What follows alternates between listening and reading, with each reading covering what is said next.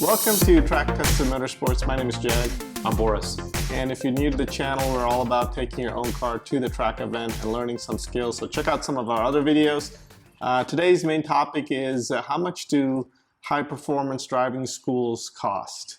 I recently did one about 3 or 4 months ago, so I have my summation of it. It depends on where you're going, but the first thing that you have to do is register for an event. And we've covered this topic before on a previous video. We'll put a link in the description.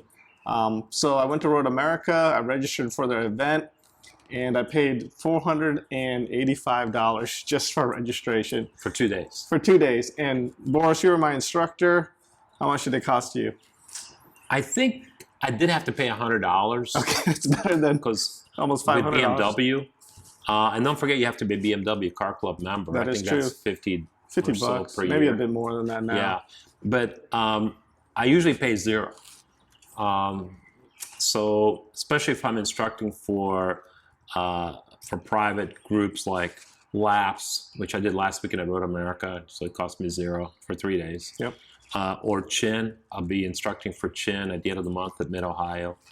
And some of those groups even pay their chief driving instructors and also pay for their expenses because instructors are in demand. Yeah, they bring in revenue too, right? Right, right. So our pay is free track time.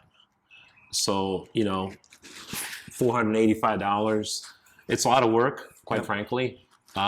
So unless it's something you're passionate about, and I clearly am, I like to think I am. You've seen some of the testimonials from my students recently. Yep.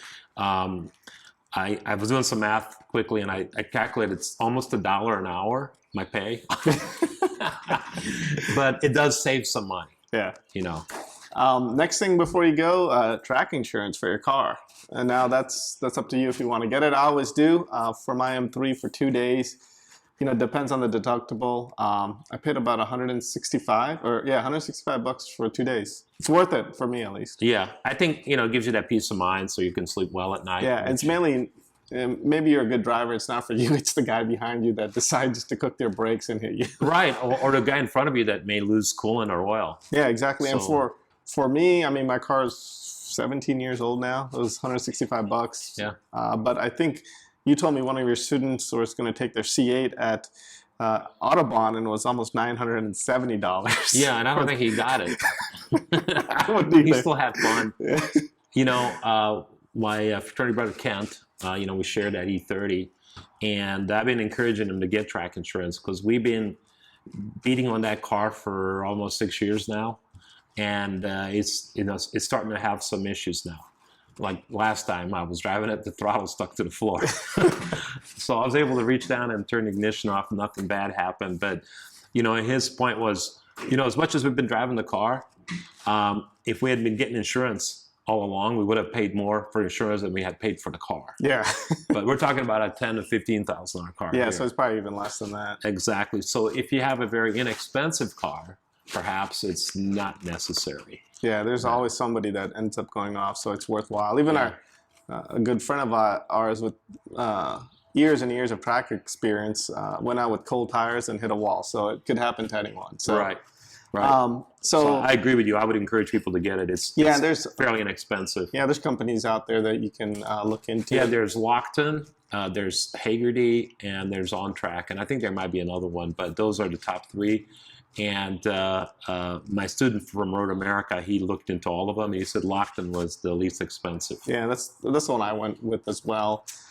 So right now, between registration and insurance, I've spent about $650, and I haven't set foot on the track. So it gets expensive.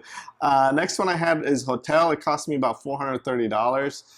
If you're staying with someone with a friend like Ralph did, it cuts it in half. So that's definitely a saving. So right there, for me, I've spent about $1,080. Then fuel about $220 and food about $100.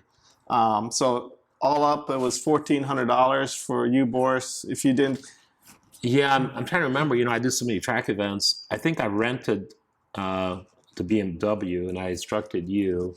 I don't know. I was in so many cars. I think so. My cost would probably be about half that because I didn't pay for registration except maybe $100. and I didn't pay for track insurance. And when I rent a car, I typically pay $5 per mile, so it adds up pretty quickly. But it's worthwhile though. Yes, you know, arrive and drive. Extreme example would probably be Daytona and Sebring this winter. You know, you saw that Camaro I rented, and that was $2,000 a day. But at a track like Daytona, where you know speeds are high and walls are everywhere, I think renting a well-prepared, well-maintained track car is wise. Yeah, so if you're doing track events, Boris, how many track events do you do a year? 10? I try to do one a month.